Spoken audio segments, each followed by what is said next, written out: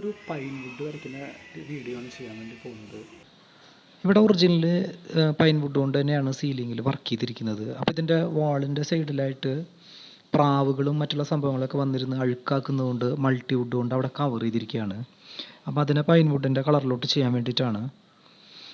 ഇതിനെ നമുക്ക് വരയ്ക്കാനായിട്ടുള്ള കളർ എന്ന് പറയുന്നത് ബ്രൗണ്, അതുപോലെ തന്നെ യെല്ലോ, റെഡ്, ഈ 3 കളറിലുള്ള എനാമൽ പെയിൻറ് കൊണ്ടാണ് നമ്മൾ അതിനുള്ള ഗ്രെയിൻസ് വരയ്ക്കാനുള്ള കളർ മിക്സ് ചെയ്തെടുക്കുന്നത്. ഇത് സാധാരണ രീതിയിൽ ബ്രൗൺ കൊണ്ടും ബ്ലാക്ക് കൊണ്ടൊക്കെ വരച്ച് കഴിഞ്ഞാൽ ചിലപ്പോൾ പൈൻ വുഡിൻ്റെ ആ ഒരു എഫക്റ്റ് കിട്ടിയെന്ന് വരില്ല. നമുക്ക് ആ ഒരു ചെറിയ റെഡിഷ് കലർന്ന ഒരു ബ്രൗൺ പോലെയുള്ള ഒരു കളർ കൊണ്ട് വരച്ചാലാണ് പൈൻ വുഡിൻ്റെ ആ ഒരു ഗ്രെയിൻസിനൊക്കെ അതിൻ്റെതായ ഒരു ഒറിജിനാലിറ്റി ഫീൽ ചെയ്യുന്ന രീതിയിൽ നമുക്ക് കളർ കിട്ടുള്ളൂ. അപ്പോൾ കളർ മിക്സിംഗ് എന്ന് പറയുന്നത് പൈൻ വുഡിന് ഇമ്പോർട്ടൻ്റ് തന്നെയാണ്. ഇപ്പോൾ നമ്മൾ ഈ ഒരു സൈഡിൽ പൈൻ വുഡിൻ്റെ ഒരു ഡിസൈൻ വരച്ചിരിക്കുകയാണ്. നമ്മൾ സാധാരണ തേക്കിൻ്റെ ഡിസൈനൊക്കെയാണ് കൂടുതലും വരയ്ക്കാറ്, അല്ലെങ്കിൽ വരയ്ക്കുന്നത് കണ്ടിട്ടുള്ളത്. അപ്പോൾ ചില ആളുകൾക്ക് ഇതുപോലെ പൈൻ വുഡിൻ്റെ കളറൊക്കെ വേണമെന്ന് പറയുമ്പോൾ നമ്മൾ അതിനനുസരിച്ചിട്ട് ഉള്ള കളറുകൾ മിക്സ് ചെയ്തിട്ട് വരച്ച് എടുക്കാനായിട്ട് നമുക്ക് പറ്റും.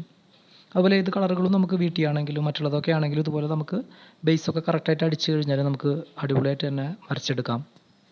പിന്നെ പ്രത്യേകിച്ച് ശ്രദ്ധിക്കേണ്ട ഒരു കാര്യമാണ്, പൈൻ വുഡ് വരയ്ക്കാനായിട്ട് ഒരിക്കലും തേക്കിൻ്റെ ബേസ് കളർ അടിക്കരുത്. നമ്മൾ ലൈറ്റായിട്ടുള്ള ഐവറി കളർ പോലെയുള്ള പൈൻ വുഡിനോട് ആ മാച്ച് ആവുന്ന കളർ തന്നെ